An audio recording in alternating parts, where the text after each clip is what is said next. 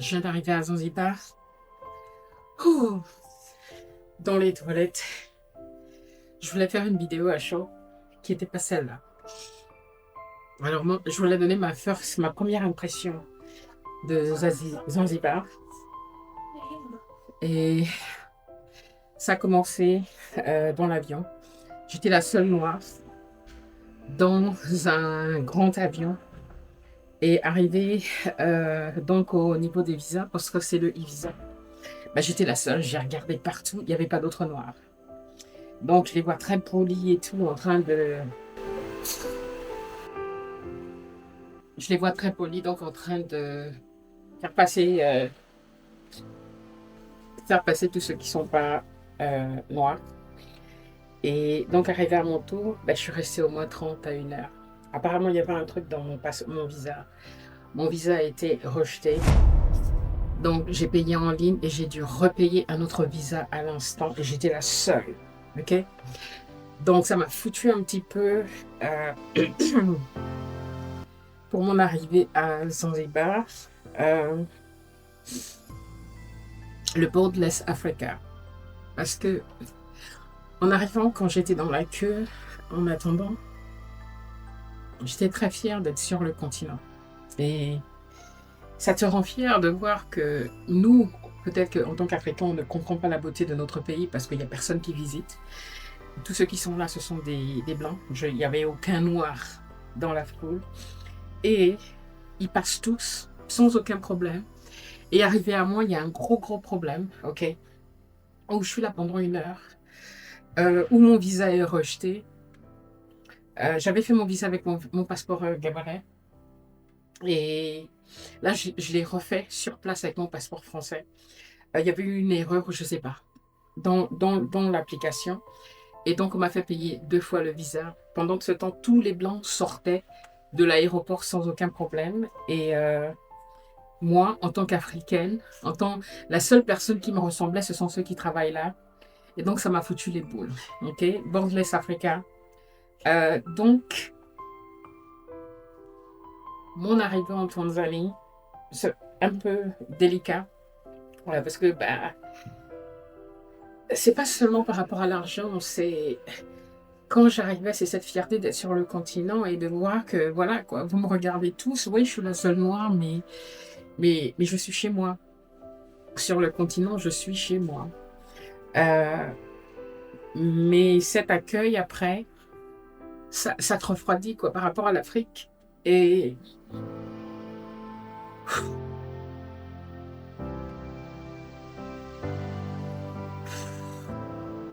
le fait que ce soit si difficile pour les Africains de rentrer sur le continent, dans d'autres pays d'Afrique, c'est tellement compliqué. Et eux, ils rentrent comme ils veulent. OK? Je ne sais pas quand est-ce qu'on comprendra que les Africains doivent pouvoir circuler à l'intérieur de l'Afrique. Anyway, it is what it is. Mais bon, ça ne va pas changer. En plus, j'ai une copine qui est venue m'attendre, la pauvre. Hein. Donc, je vais essayer de me rafraîchir un peu. Et puis, ne pas laisser ça saccager mon moral et ma visite en Tanzanie. Autrement dit, sinon tout s'est bien passé, le vol, etc. Blabla. Et puis, je reviens avec mon impression, mon retour sur le Back to Africa un peu plus tard. OK. Sorry. Hiya.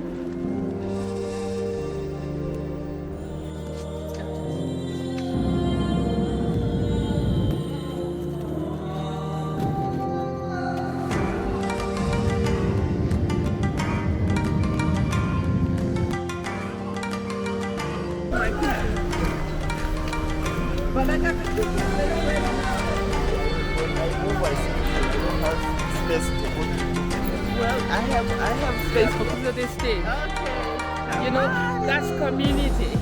Karibu sana. Karibu sana. It's like You're welcome. Welcome. You're very welcome. In some local. yeah.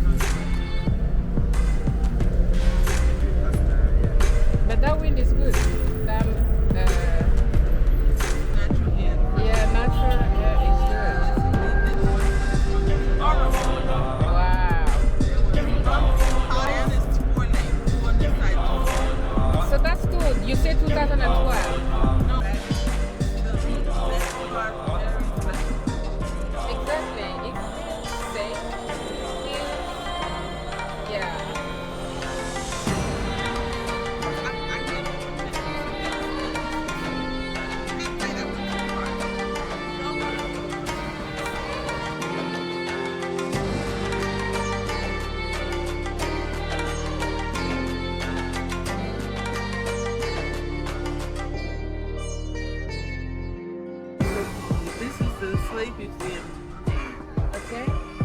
Are we in the center of Zanzibar? Johnny, this Stone Town, right? You know I ain't supposed to be touring. It's against the law. It's against the law too. Yeah, the tour. I'm not. Oh, okay. He's supposed to be telling you the particular. Mon arrivée à Zanzibar ne s'est pas passée comme prévu. Imaginez, à l'entrée du pays, on me refuse le visa. Je suis la seule black. La haine, ok? C'était en fait une grosse tristesse. Là, ce que je vous ai montré, c'était après que je me sois calmée, ok? Les larmes et la peine que j'ai ressentie, la douleur en fait que j'ai ressentie, c'est comme si ta mère te rejetait. Et vous savez, un enfant de 2 ans, si vous refusez de lui donner quoi que ce soit, ok, sa glace, son bonbon, ou je sais pas, ok, son jouet préféré, quand il pleure là, comme si c'est la fin du monde et qu'il peut plus s'arrêter, ok, ça c'était moi, dans les toilettes. Mais c'était une douleur intense, les gars. Mais laissez-moi revenir en arrière, je vais vous expliquer pourquoi. Parce que, en partant de l'Angleterre, je suis partie avec... j'ai dû faire un changement d'avion. Et le vol qui m'emmenait à Zanzibar partait de la Turquie. Partait de l'Italie. C'était un vol... c'était un avion italien. Okay? C'était une compagnie italienne. Neos, je ne connaissais pas. C'est la première fois que je prenais. C'était le vol le moins cher. Donc, c'est ce que j'ai pris pour aller à Zanzibar. Et donc, dans le vol qui m'emmène à Zanzibar, le vol était plein. Un avion, c'est les avions, vous savez, les avions qui ont en 240 ou 340, je sais pas, je vais mettre à l'écran, je me rappelle plus exactement, mais le vol était plein, ok? J'étais la seule black. Je me suis levée exprès pour aller faire pipi et aller dans l'allée et tout pour voir. Je me dis, je peux pas être seule comme mal à Zanzibar, si. Mais bon, le vol venait de l'Italie, qui se comprend, ok? Arrivé à Zanzibar, donc là où on fait la queue en fait pour attendre pour avoir notre visa tamponné dans le passeport, moi je crâne. Déjà depuis l'avion, je crâne. Parce que déjà la dame qui était assise à côté de moi n'était pas très sympa. Ok. Mais je crâne dans l'avion parce que je dis, ok, je rentre chez moi, je vais sur le continent, je suis l'enfant de l'Afrique. Quand on est dans la queue là, ok, qu'on attend pour le visa, mais j'ai une de ces fiertés. Les gens me regardent parce que je suis seule, je suis la seule noire dans cet avion-là, donc il venait d'arriver, ok. Et là où on sortait dans ce couloir-là, il n'y avait que notre avion. Et les seuls noirs qu'on voyait, c'était ceux qui servaient, qui travaillaient là en fait dans l'aéroport. Hein.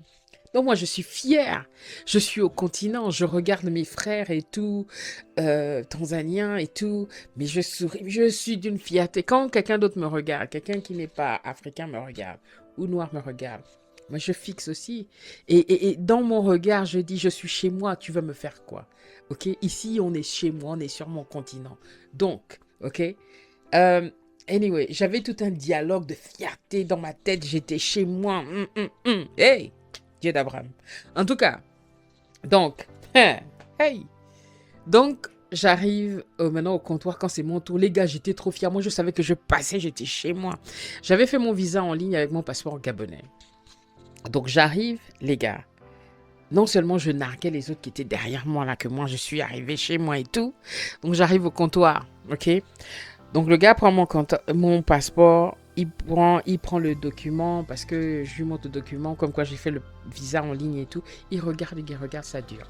Je vois seulement que les autres passent. Fiou. Les autres sont en train de passer, moi je suis là. Ça dure. Le gars part, il revient. Je sens que le gars est mal à l'aise. Ok. Il revient, il dit, vraiment, je suis vraiment désolé, votre visa a été rejeté. Hein, les gars, la douleur. J'ai commencé à pleurer là même. Ok, là même, il me dit qu'il va falloir refaire le visa. Il me dit, votre visa est rejeté. Je dis, mais comment? J'ai fait le visa. Il dit, non, il y a une erreur et tout en ligne. Il y avait des problèmes avec leur système.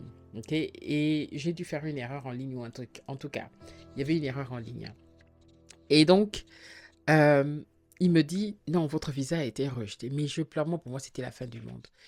Vraiment, c'était la fin du monde. C'était vraiment ta mère qui te rejette. Ok. Et donc après, il me dit, vous pouvez refaire le visa.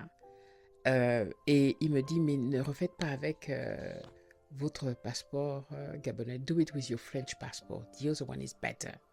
L'autre est mieux. Donc, mon passeport français. Hey, je savais qu'il voulait m'aider, tu vois, non, mais pour moi, c'était un poignard dans le cœur, encore plus fort. Parce que, je vous l'ai dit plusieurs fois, moi, peu importe où je suis, ok? Quand je suis sur le sol africain, quand mon pied a touché le sol africain, maman, peu importe où je suis chez moi. Donc là, c'était un affront qui n'avait pas de nom.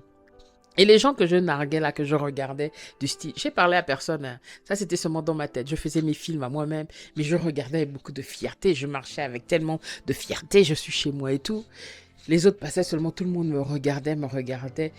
À un moment donné, j'étais tellement paniquée, mon sac s'est renversé, j'étais dans une panique, je tremblais et tout.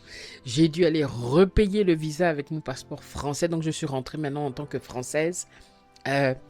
Et donc, quand j'arrive maintenant quand il me laisse passer, le gars voit que moi, je suis dépassée, je ne peux même plus. Vous m'avez fait un affront pas possible. Donc, moi, je passe. Maintenant, le gars qui vérifie maintenant le visa. Une fois qu'on t'a donné le visa, tu passes à la sécurité, mais tu passes encore, il y a encore un autre gars qui t'attend là pour que tu prouves que voilà, et qui regarde aussi que tu as bien ton assurance médicale, parce qu'il y a une assurance médicale obligatoire pour rentrer à Zanzibar. Pas en Tanzanie, à Zanzibar. C'est $44, c'est uniquement pour Zanzibar et ça te couvre pendant tout le séjour, les soins, etc. C'est rien. Okay? Si tu es pendant 3 ans à Zanzibar et que tu as payé $44 et que tu peux aller chez le docteur avoir... je crois que tu payes que tes médicaments. Mais je crois que tous les soins, tout ça, si tu dois avoir un médecin, tu vas à l'hôpital, tout est pris en charge avec ces $44. Bref.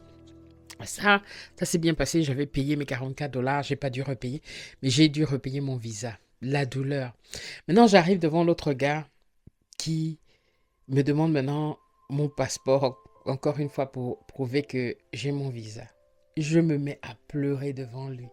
Il dit, ma sister, Hakuna Matata. Hakuna Matata. Ok? Après, c'est là où l'extrait que vous voyez où je suis dans les toilettes, là. Je suis allée m'asseoir dans les toilettes. J'ai pleuré toutes les larmes de mon corps. Et même là, pendant que j'en parle, là, je rigole. Mais je ressens l'émotion remonter parce que, oh my goodness, ok?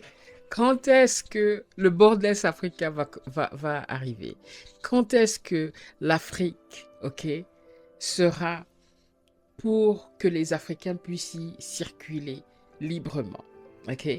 Donc, pour quelqu'un qui voyage comme moi et qui veut faire tous les pays d'Afrique, j'ai été confrontée plusieurs fois à ce problème. Mais là, à Zanzibar, c'était... Enfin bref. Mais dites-vous bien que ça n'a pas terni l'amour que j'ai pour cette île, puisque je vous ai fait une vidéo la semaine dernière qui vous disait que je veux aller m'installer à Zanzibar pendant 1 an. Mais mes débuts, mon arrivée à Zanzibar, et c'était la première fois, ne s'est pas passé comme j'avais prévu. Enfin bref, continuons l'aventure. Et les gars, vous savez, je plaisante beaucoup dans mes vidéos, je rigole beaucoup.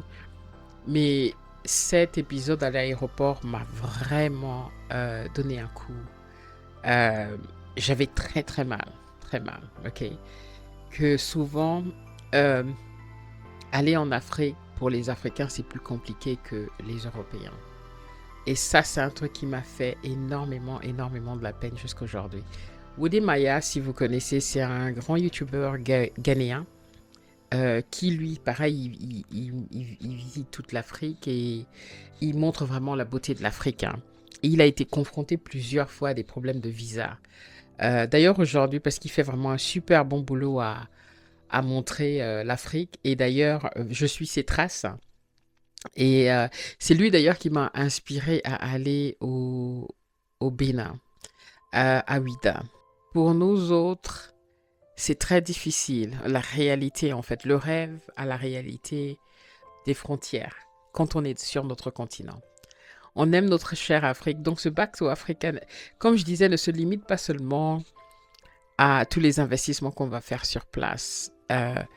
Même dans le voyage, même dans la découverte de notre continent, c'est un challenge, ok? Qui, j'espère vraiment, s'arrangera avec le temps, ok? Qu'avec le temps, on ouvrira de plus en plus les portes pour les Africains en Afrique, qu'on puisse circuler librement. Il y a déjà pas mal de pays qui le font au Bénin, au Ghana, etc. Mais j'espère que ça va s'élargir pour que, même s'il y a un visa, que ce soit facilité pour les Africains. Pour moi, ce voyage en Afrique, vous savez, mon objectif de visiter nos 54 pays, ok? Donc, chaque pays en Afrique, c'est bien plus que juste voyage et c'est vraiment m'ancrer à notre terre, ok? Et parce que j'ai une âme vagabonde, un esprit nomade, ok? À chaque fois que je mets les pieds sur un de nos pays, ça a une très très grande importance pour moi. Et la vérité, c'est que malgré toutes les complications aux frontières, etc., peu importe le pays d'Afrique où j'ai été, Sénégal, Gambie, Ghana, Togo, Bénin, Gabon, Cameroun, Afrique du Sud, Zambia, Namibie, même au Maroc, en Tunisie, tout ce qui est sur le sol, ok, sur le continent, je sens une connexion au pays. Donc pour moi, c'était très important. Tous ces voyages-là, c'est des voyages qui manquent vraiment dans ma culture, dans ce que je suis, ok, en tant qu'Africaine. Et donc, quand ce type d'épisode se passe, ça fout un coup. Ça fout un coup.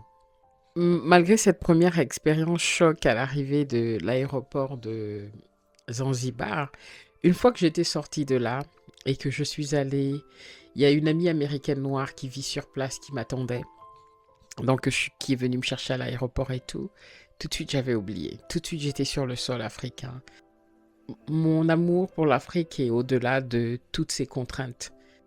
Je passe vraiment au-delà de ça. Ça fait mal, mais cela ne m'a pas empêché de passer un moment formidable à Zanzibar. J'ai passé 17 jours incroyables que je vais vous résumer en plusieurs épisodes.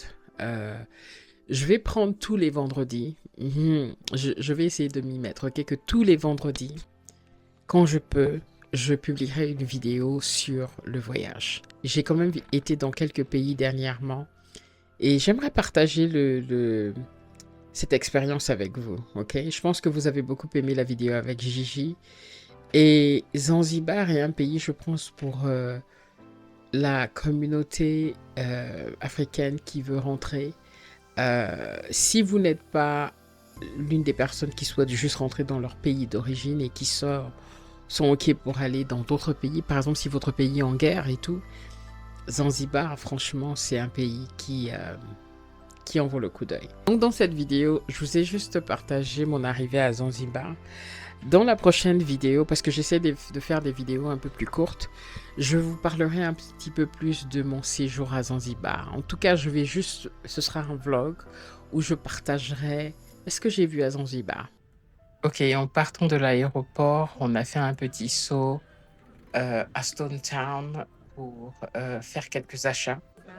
Parce que là où mon ami habite, à Pagé, qui est à peu près 45 minutes, 1 heure de Stone Town, les choses sont un peu plus chères parce que les gens viennent acheter en fait à Stone Town. Et donc, elle en profite à chaque fois qu'elle est en ville pour faire des courses. Donc, on a fait quelques courses. Mais avant tout, on s'est arrêté pour manger quelque chose.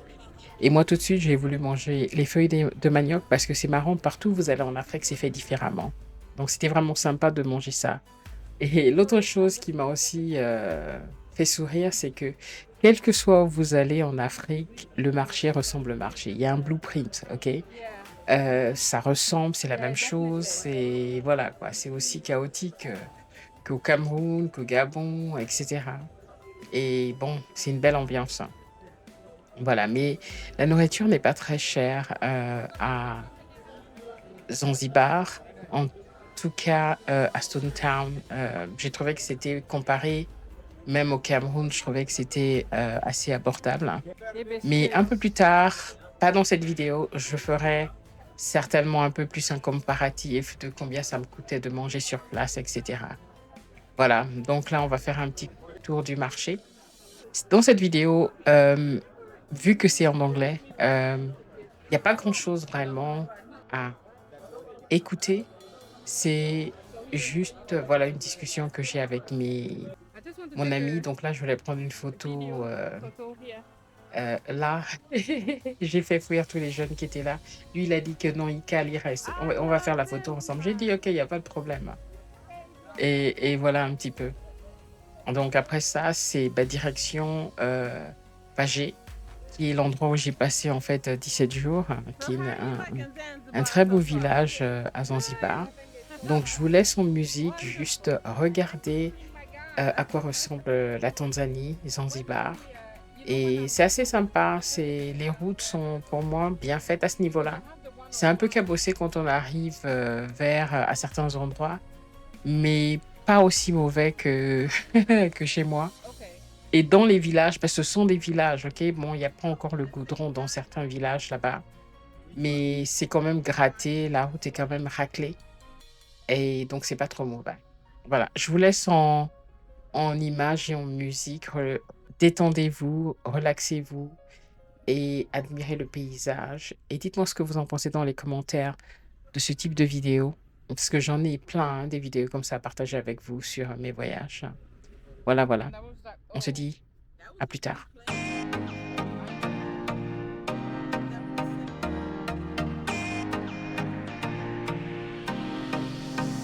The pickup. That's clever, the way they build it. It's wood, no? It's nice.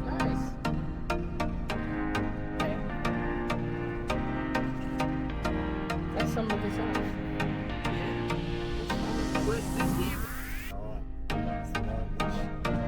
You want more bush?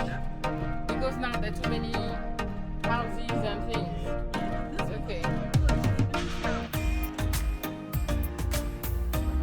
Thank you. Good afternoon. How are you? I'm fine. Good? I'm good. Welcome. Yeah. Thank you. That's a nice place. Yeah. Alors là, c'est le logement où je vais rester pendant les 17 jours. J'ai loué cet endroit auprès de mon amie américaine qui est venue me chercher à l'aéroport. Je voulais être dans le village même, proche de la nature et être dans cette communauté-là, ne pas être toute seule déjà. Et donc voilà, c'est équipé. J'ai jamais utilisé vraiment la cuisinière à l'intérieur parce que bon, voilà, il y avait un endroit où on pouvait tous cuisiner ensemble et tout. Mais vraiment très simplement, emménager, mais juste l'essentiel. Et ce que j'ai remarqué, c'est que peu importe dans les hôtels où vous allez, c'est équipé très simplement avec du bois. Et j'avais acheté de l'eau, mais après, je me suis rendu compte que ils ont un forage où l'eau est pure, claire comme l'eau de roche. Mais parce qu'il y a beaucoup de roches, en fait, beaucoup de pierres en Tanzanie, ce qui fait que l'eau est très, très pure et très bonne. Donc, du coup, je buvais l'eau du robinet. Mais voilà, c'était vraiment très, très, très agréable de passer du temps là-dedans. Mon amie américaine plante beaucoup de la nourriture et tout ça. Donc, c'était facile de cueillir des légumes, etc., des épices et vraiment passer un moment dans ce village, dans la nature. Et c'est vraiment ce que je recherche. Tous les matins, on allait se faire une marche à la plage parce que là, on est à 10-15 minutes. Non, on est à peut-être 15 ou 20 minutes de la plage à pied. Voilà. Si vous avez aimé cette vidéo, dites-le dans les commentaires et je saurai que ça vous intéresse. Et comme ça, je pourrais éditer d'autres vidéos parce que j'ai beaucoup d'autres choses comme ça que je pourrais partager avec vous. Allez, à très bientôt, famille.